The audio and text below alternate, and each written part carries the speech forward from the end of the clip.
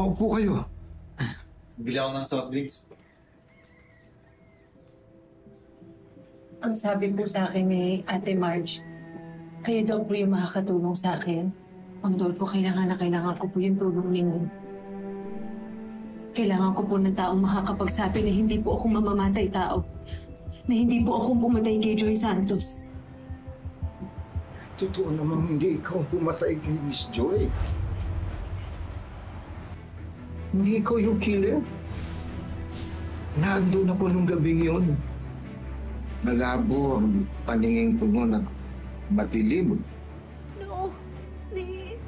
Tanging naalala ko. Kitang-kita ko, aninag na aninag ko yung taong nakahiga sa batuhan. Tapos may nakapangibabaw sa kanya. Hindi ko lang mawari kung lalaki o babae.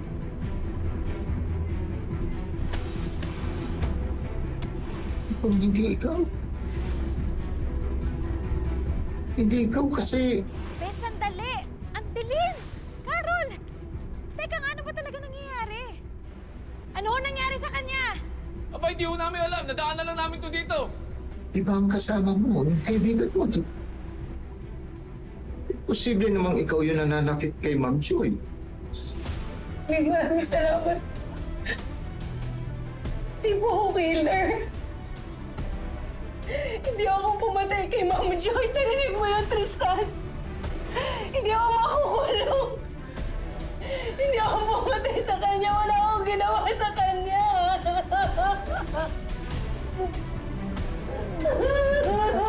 Salamat po.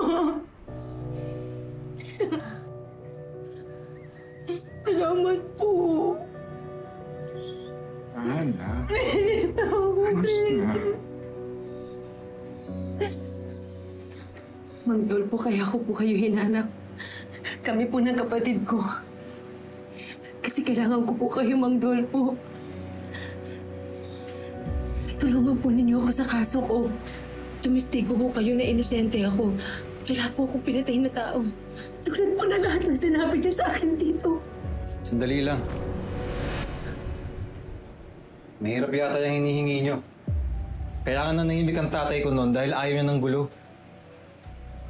Ayaw na madami sa mga ganyan. Mawalang galang na ho. Pero paano naman ho yung ate ko? Hahayaan na lang ho ba na mapagbintangan siya at makulong? Mang Dolpo, nakikiusap po ang maawal na mali kayo. Mang Dolpo, buong buhay ko po, wala po akong ginawa kundi magtago.